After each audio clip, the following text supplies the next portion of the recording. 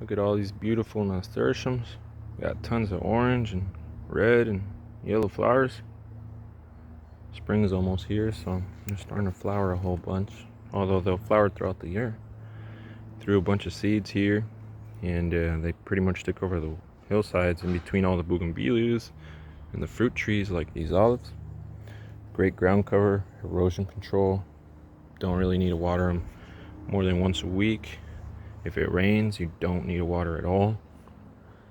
How you maintain these is just trying to take them out of areas you don't want. So, for instance, I have a little path coming through here. I try to maintain them off this path.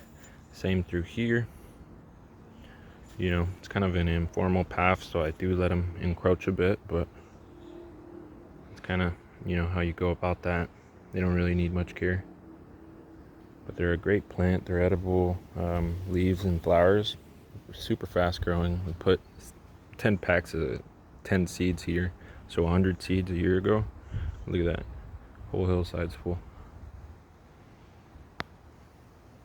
Let me know if you got any questions on nasturtiums.